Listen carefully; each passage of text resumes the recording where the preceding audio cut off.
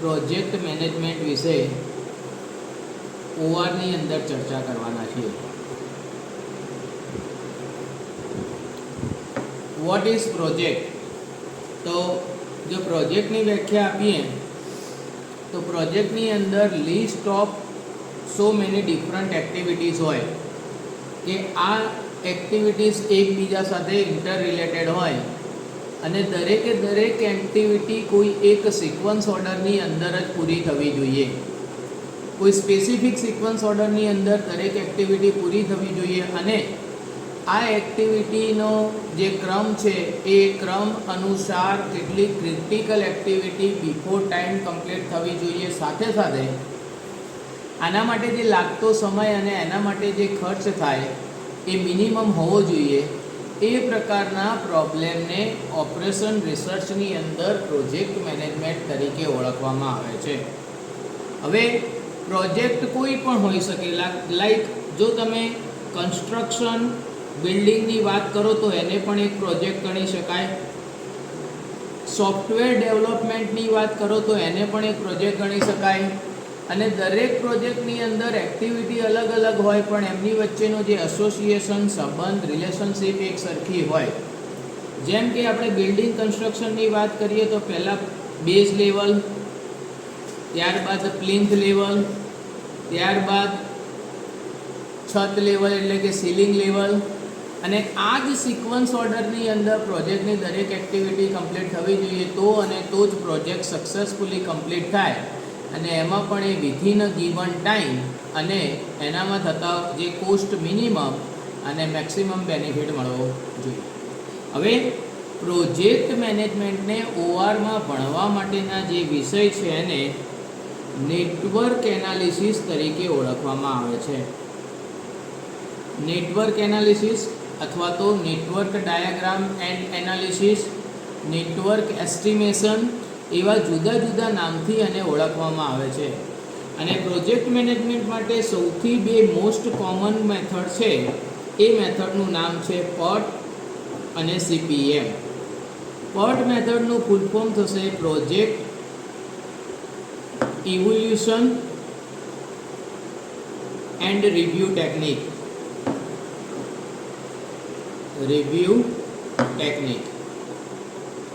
જો આપણે થોડી નાની હિસ્ટ્રીની વાત કરીએ તો આ પ્રોજેક્ટ ઇવોલ્યુશન એન્ડ રિવ્યૂ ટેકનિકની શોધ 1956થી 58ના વર્ષ દરમિયાન થઈ હતી.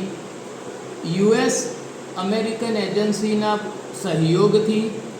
અને એ સમયે એ વખતે જે મિસાઇલ સબમરીન પ્રોજેક્ટ હતો, ન્યુક્લિયર સબમરીન પ્રોજેક્ટ, એને હેન્ડલ કરવા માટે સૌથી પહેલાં PERT મેથડનો ઉપયોગ કરવામાં આવ્યો હતો.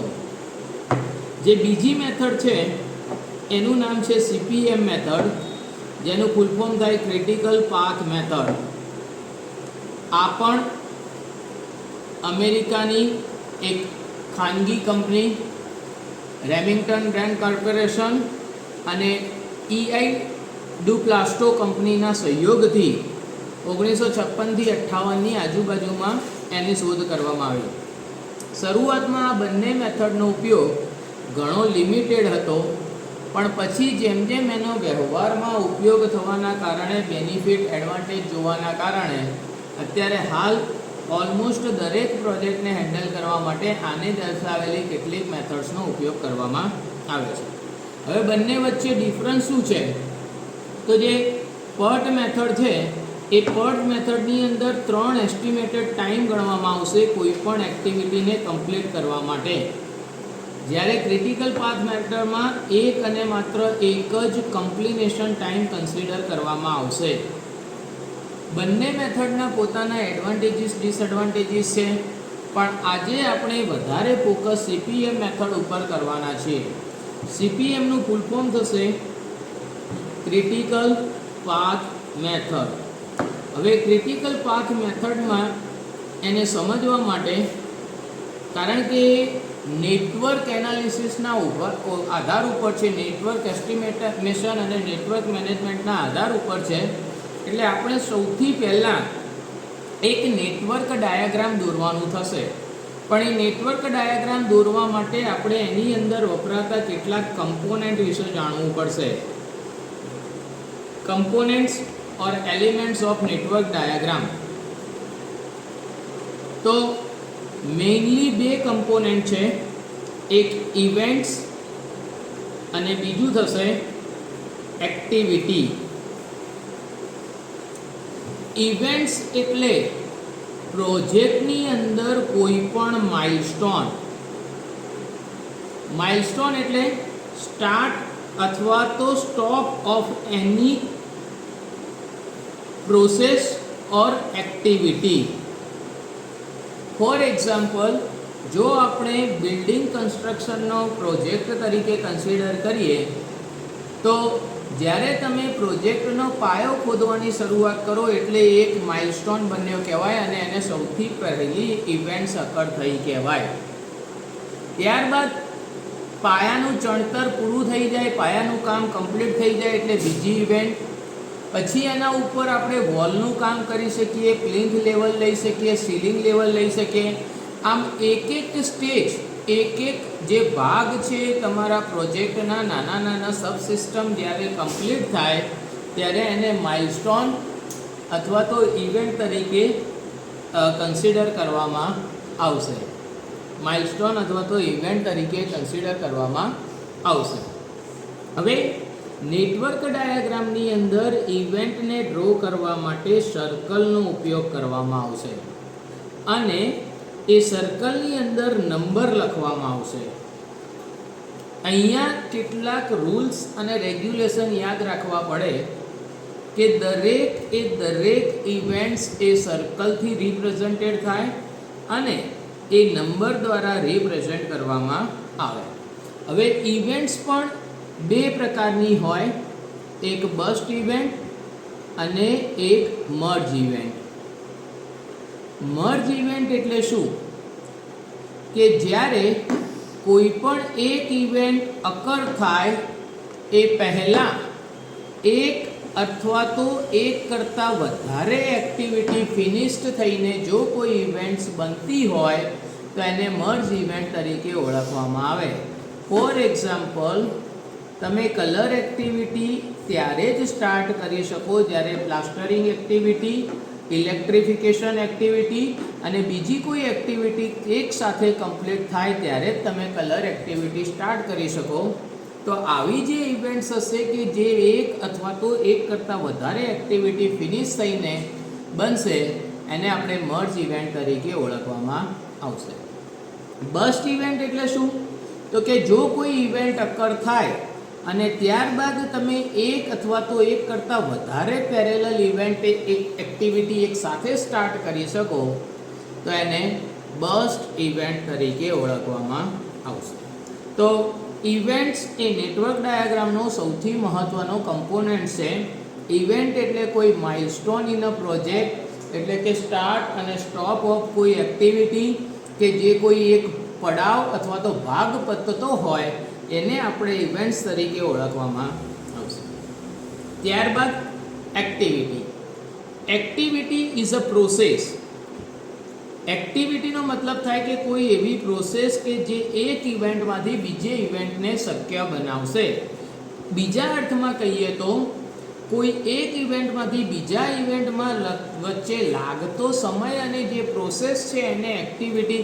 તો activity is a procedure or function or some kind of process that makes the event possible. For example, આપણે હવે કેરિયરને એક્ઝામ્પલ તરીકે કન્સિડર કરીએ તો જે મેઇન માઇલસ્ટોન છે સ્ટાન્ડર્ડ 10th આપણે કન્સિડર કરી શકાય. તે 10 સ્ટાન્ડર્ડ ક્લિયર કરવું that is one event to occur. જે નેક્સ્ટ માઇલસ્ટોન આવશે એ 12th standard to be completed. પણ 10th સ્ટાન્ડર્ડ અને 12th સ્ટાન્ડર્ડ વચ્ચે જે લાગતા સમયગાળાને અને એની પાછળની જે મહેનત છે એને આપણે એક્ટિવિટી તરીકે ઓળખી શકીશું. એવી જ રીતના નેટવર્ક ડાયાગ્રામની અંદર, પ્રોજેક્ટ મેનેજમેન્ટની અંદર બેઝ લેવલ ઉપરથી પ્લિન્થ લેવલ વચ્ચે લાગતા સમયને અને એકચ્યુઅલ પ્રોસેસને એક્ટિવિટી તરીકે ઓળખવામાં આવશે. અને નેટવર્ક ડાયાગ્રામની અંદર એક્ટિવિટીને ડ્રો કરવા માટે એરો સાઇનનો ઉપયોગ થશે અને દરેક એક્ટિવિટીને આલ્ફાબેટ A થી માંડીને Z સુધી દર્શાવવામાં આવશે. અને એમાં પણ 3 પ્રકારની એક્ટિવિટીઝ આવશે. Types of activities: predecessor activity, successor activity અને ત્રીજી છે ડમી એક્ટિવિટી. પ્રીડિસેસર એક્ટિવિટીનો મતલબ કોઈ એક એક્ટિવિટી કમ્પ્લીટ ન થાય ત્યાં સુધી બીજી એક્ટિવિટી આપણે સ્ટાર્ટ ના કરી શકીએ તો એવી એક્ટિવિટી A ને B ની પ્રીડિસેસર એક્ટિવિટી તરીકે ઓળખવામાં આવશે. તો આ રિલેશનની અંદર A is a predecessor activity of B, એટલે કે એક્ટિવિટી A કમ્પ્લીટ ના થાય ત્યાં સુધી B સ્ટાર્ટ કરી શકાય નહીં. ફોર એક્ઝામ્પલ, સોફ્ટવેર પ્રોજેક્ટની અંદર જ્યાં સુધી એનાલિસિસ કમ્પ્લીટ પૂરું ના થાય ત્યાં સુધી કોડિંગ આપણે સ્ટાર્ટ કરી શકીએ નહીં. તો એનાલિસિસ એ પ્રીડિસેસર એક્ટિવિટી છે કોડિંગની. સક્સીડરનો મતલબ એમ થાય કે કોઈ એક એક્ટિવિટીને સ્ટાર્ટ ત્યારે જ કરી શકાય જેની એની પ્રીડિસેસર એક્ટિવિટી ફિનિશ હોય. તો આ બંનેની અંદર આપણે કહી શકીએ કે A is the predecessor of B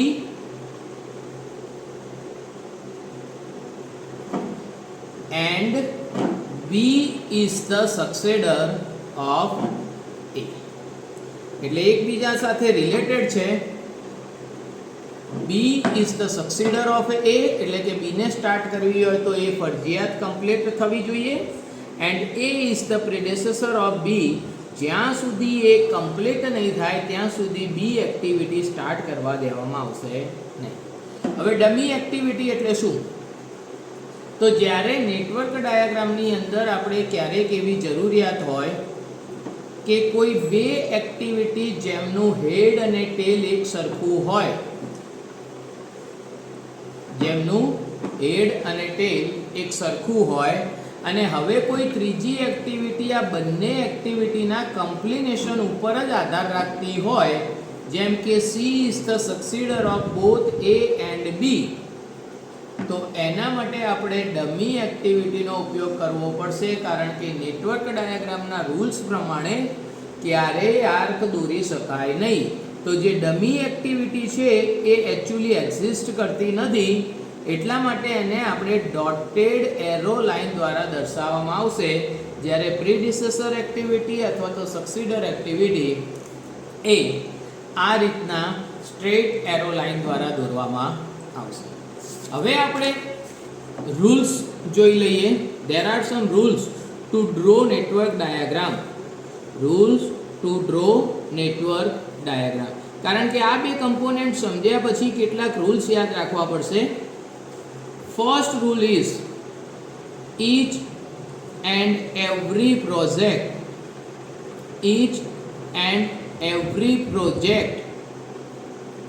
must have one and one only one starting point and ending point.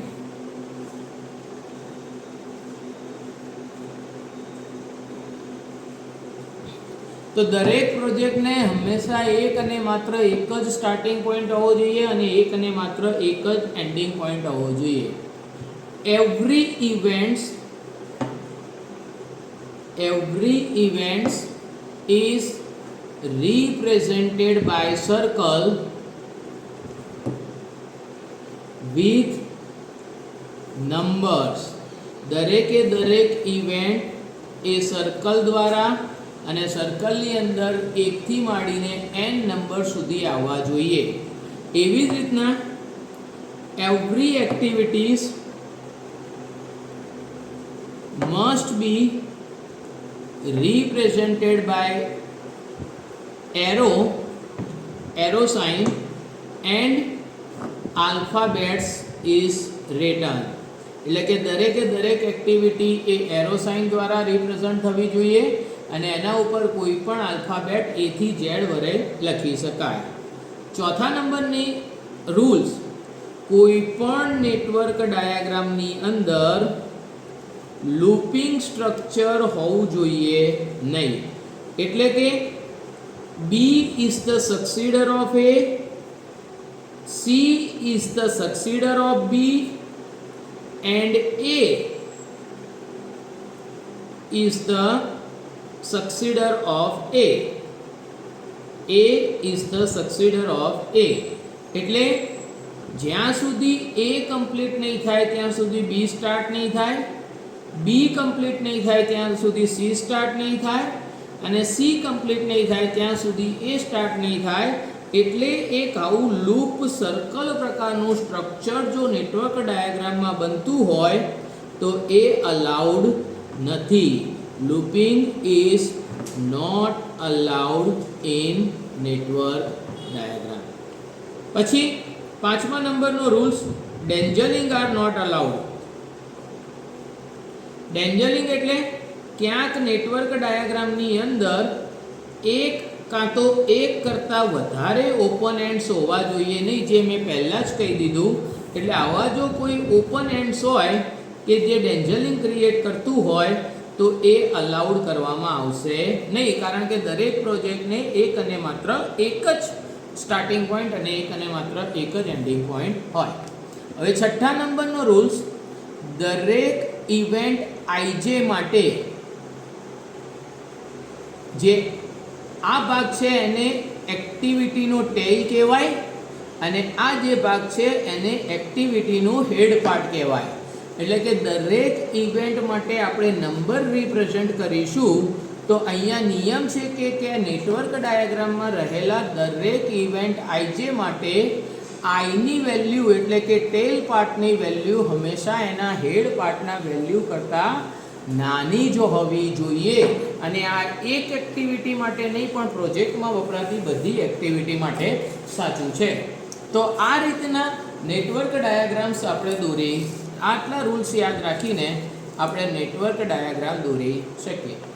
હવે માની લો કે મારી પાસે એક એક્ટિવિટીઝ અને લિસ્ટ ઓફ એક્ટિવિટીઝ છે. હવે જો આપણે network diagram, list of predecessor activity, network diagram દોરવા માટે આપણને પહેલી જ વખતે નેટવર્ક ડાયાગ્રામ સાચો જ આવે એવું જરૂરી નથી, કારણ કે આપણે પહેલી વખતે રફ વર્ક કરીશું એટલે આપણને ખબર પડશે કે નેટવર્ક ડાયાગ્રામની એક્ટિવિટી કેવી રીતના રિલેટેડ છે. અહીં ઓકે, તો નેટવર્ક ડાયાગ્રામના રૂલ્સ શીખ્યા પછી હવે આપણે નેટવર્ક ડાયાગ્રામ કેવી રીતના ડ્રો કરી શકાય જ્યારે આપણને એક્ટિવિટી અને લિસ્ટ ઓફ એક્ટિવિટીઝ આપી હોય. તો અહીંયા જે પહેલી કોલમ છે એ એક્ટિવિટીઝની છે અને બીજી કોલમ લિસ્ટ ઓફ એક્ટિવિટીઝની છે. The activity A does not have any predecessor activity. એટલે કે એક્ટિવિટી એ કોઈના ઉપર આધાર રાખતી નથી, એટલે આપણે એક્ટિવિટી એ ઇમિડિયેટલી સ્ટાર્ટ કરી શકાય. B અને C એ એની સક્સીડર એક્ટિવિટીઝ છે, એટલે જ્યારે એ કમ્પ્લીટ થશે ત્યારે B અને C બંને એક સાથે પેરેલલ મોડની અંદર સ્ટાર્ટ થઈ શકશે. D is the successor of only B. એટલે જ્યારે B કમ્પ્લીટ થાય ત્યારે D સ્ટાર્ટ થાય અને જ્યારે B અને C બંને કમ્પ્લીટ થાય ત્યારે F સ્ટાર્ટ થશે. પણ B અને C બંને એક જ નોડ ઉપરથી આવતી હોવાથી એ ડમી એક્ટિવિટી આપણે અહીંયા દોરવાનું થશે. તો B અને C બંને એક્ટિવિટી કમ્પ્લીટ થાય એટલે E સ્ટાર્ટ થાય. E માંથી F અને F અને D બંને કમ્બાઈન થાય, D અને F બંને કમ્બાઈન થાય ત્યારે G અને G કમ્પ્લીટ થાય એટલે H. તો આ રીતના આપણે નેટવર્ક ડાયાગ્રામ દોરી શકીએ. હવે નેટવર્ક ડાયાગ્રામ ડ્રો કરવા માટે દરેક વખત પહેલા જ ઇટરેશનમાં કમ્પ્લીટ થઈ જાય એવું જરૂરી નથી. એક બે વખત તમે આનું એક્ટિવિટીઝ કઈ રીતના એસોસિએટેડ છે એના ઉપરથી જાણ થશે. પણ હવે દરેક જે ઇવેન્ટ્સ છે એને નંબરિંગ કરવાનું 1 2. દરેક વખતે યાદ રાખવાનું કે એનો ટેલ પાર્ટ હેડ પાર્ટ કરતાં મોટો હોવો જોઈએ નહીં. એટલે જો હું અહીંયા 3 અને અહીંયા 4 લખીશ તો એ ખોટું કહેવાશે. એટલે મારે ફરજિયાત એનો ટેલ પાર્ટ 3 4 5 6 7 અને 8 આ રીતના જ નંબરિંગ થઈ. માની લો કે આપણને કોઈ એક બીજો એક્ઝામ્પલ આપેલો છે કે લિસ્ટ ઓફ એક્ટિવિટી આ વખત એથી જે સુધી છે અને એની પ્રીડિસેસર એક્ટિવિટીઝનું લિસ્ટ અહીંયા આપેલું છે. તો એનો નેટવર્ક ડાયાગ્રામ કઈ રીતના ડ્રો કરી શકાય? તો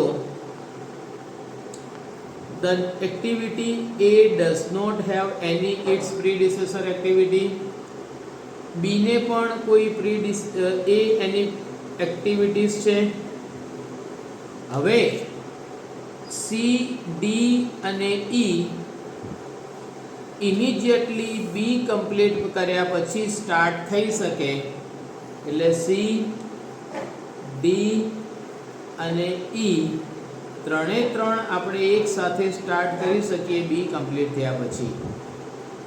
F અને G કમ્પ્લીટ થાય, સ્ટાર્ટ થાય C કમ્પ્લીટ થયા પછી, અને FG કમ્પ્લીટ થશે ત્યારે H સ્ટાર્ટ થશે. એટલે અહીંયા આપણે ડમી લાઈનનો ઉપયોગ કરવો પડશે અને ત્યારબાદ H C D E અને જ્યારે D E H એટલે હવે આપણે અહીંયા થોડું કરેક્શન કરવું પડશે કે જ્યારે D H અને ડમી લાઈનમાંથી E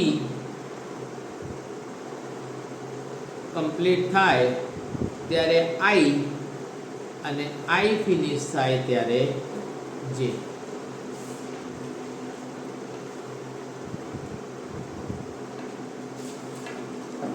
નંબરિંગ કરવા માટે 1 2 3 4 5 6 7 8 9 અને તો આ રીતના આપણે નેટવર્ક ડાયાગ્રામ ડ્રો કરી શકીએ. Thanks for watching my video. Please like, share and